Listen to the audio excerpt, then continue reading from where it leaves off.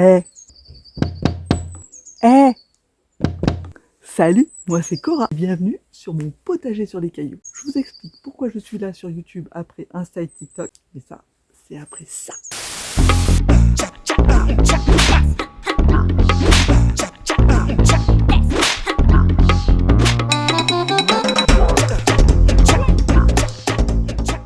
Bon, t'en voilà. T'as pas lâché, c'est bon, on continue. Alors, je t'explique pourquoi je suis là aujourd'hui sur YouTube après Insta et TikTok. Parce qu'en fait, c'est tout simple. J'ai eu des demandes de gens qui trouvaient que mes formats de zinzintrie sur Insta et sur TikTok étaient sympathiques, mais c'était un peu trop court. Donc ils m'ont demandé si je voulais bien partager un peu mes zinzintries, mais plus sérieuses, sur YouTube. Donc voilà, donc c'est pour ça que je suis là aujourd'hui.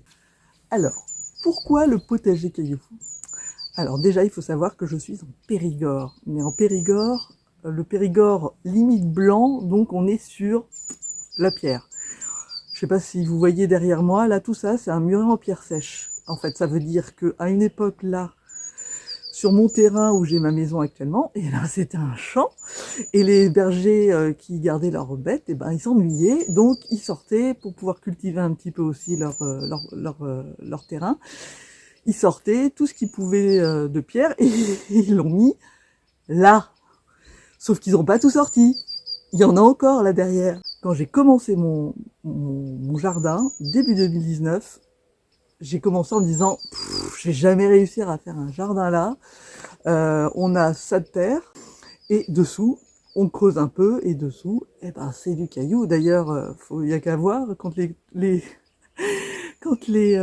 taupes elles creusent dans le champ, et ben elles sortent des cailloux. Voilà. Et donc c'est pour ça que moi, quand j'ai voulu faire le jardin, et ben je me suis dit, je ne veux pas faire d'apport de terre extérieure parce que déjà j'ai pas les moyens, ça c'est pas possible. Et en plus, je voulais pas amener de la terre qui n'était pas qui ne correspondait pas à l'écosystème local. Donc je me suis dit, bon, on va faire des choses un peu plus laborieuses, mais bon, je vais essayer de faire quelque chose pour avoir un peu de terrain et de pouvoir planter quelques petites choses. J'ai fait une formation en permaculture, et mon chéri, il m'a offert un super bouquin. Je vous mettrai le lien en description pour ceux qui ne le connaissent pas encore. Enfin là, c'est quand même, il n'y en a pas beaucoup qui ne le connaissent pas. C'est Le potager du paresseux de Didier Hemstetter. Alors, le potager du paresseux, bon, c'est paresseux parce qu'on ne retourne pas vraiment le sol. Mais paresseux,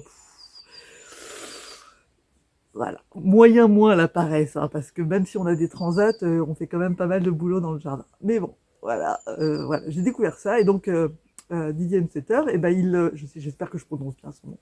Monsieur Hemstetter, si vous me voyez, voilà, je sais pas.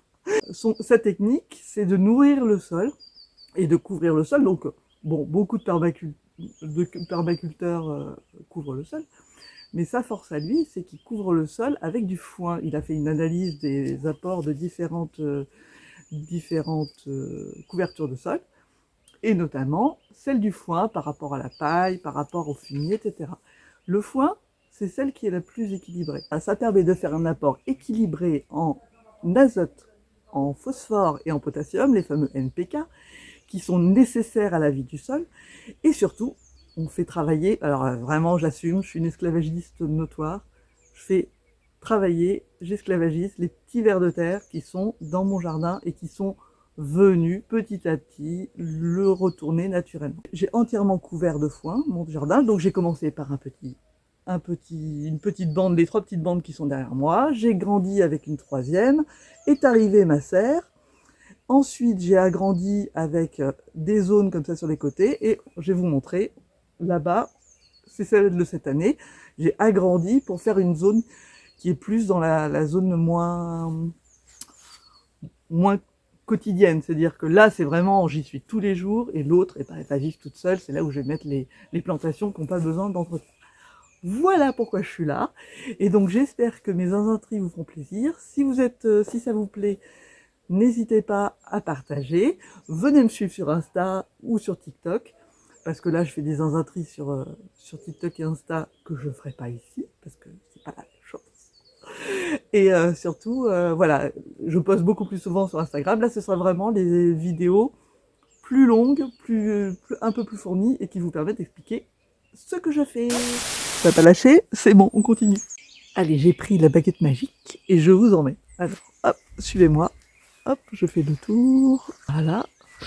Voilà comme on arrive dans mon jardin. Donc ce que vous voyez à droite, c'est mon jardin historique, c'est-à-dire que celui-là, cette bande-là, voilà, cette bande-là, elle était là à l'origine, en 2019 quand j'ai commencé par là, j'ai posé, après ma formation en permaculture, j'ai posé mes premières bandes, j'ai couvert mon sol, j'ai fait un apport, donc là c'était avec du carton, etc.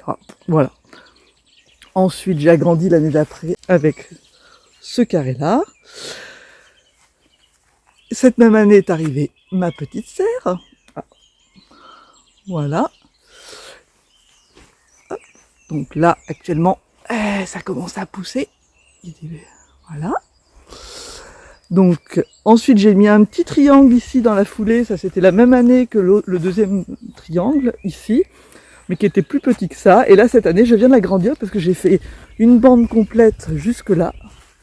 Et là, je vais mettre ce que je vous disais, toutes mes cultures. Voilà, toutes mes cultures de... Ah, une roquette sauvage.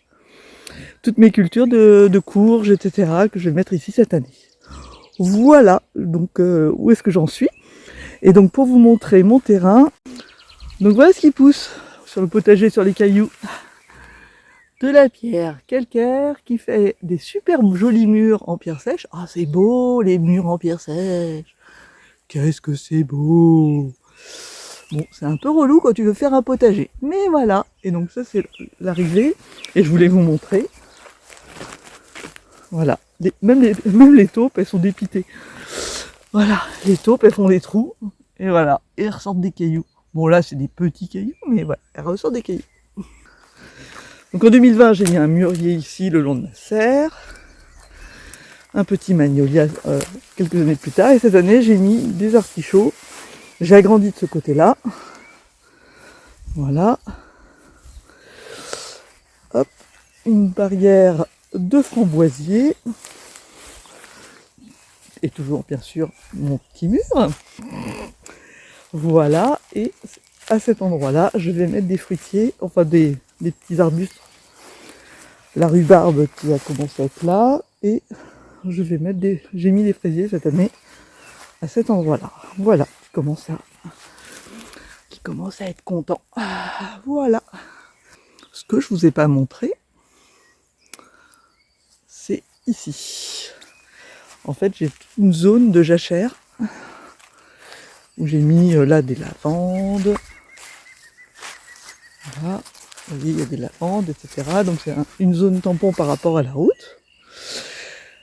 Le chemin. Ah, il y a Roquette qui s'énerve. Donc là, je peux passer ici, là, je peux passer la tondeuse quand même. Et ici, c'est toute une zone où je vais petit à petit, je la fleuris. Donc là, l'année dernière, c'était des lavandes. L'année d'avant, c'était de la verveine d'Argentine. Et cette année, j'ai fait plein de bombes à graines que je vais mettre. Je vais lancer au milieu de la jachère et que ça sera tout fleuri. Voilà. Et ce que je vous ai pas dit, c'est que depuis donc 2019 que je rajoute du foin, etc., et ben ça apporte ses fruits parce que petit à petit, les petits vers de terre, ils s'emparent du foin, ils aèrent le sol et il y a de la matière organique qui se rajoute naturellement. Et c'est comme ça, petit à petit, j'ai de plus en plus de matière. Alors je rajoute du terreau à chaque fois que je plante pour l'instant, etc. Mais voilà, petit à petit, l'oiseau fait son nid, comme disait ma mère. Alors ce que je fais vraiment, c'est de l'expérimentation. C'est propre à mon terrain.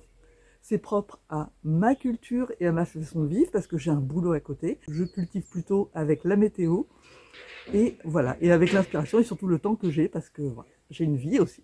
Et comme vous aussi, je pense que vous avez une vie. Donc voilà. Et donc si je peux partager, n'hésitez pas à liker, à me dire si vous aimez, si vous avez des commentaires à me faire, si je fais n'importe quoi, faut me le dire aussi. Ou si vous vous interrogez pourquoi je fais ça et pas autre chose. Voilà, n'hésitez pas. Merci beaucoup et à bientôt.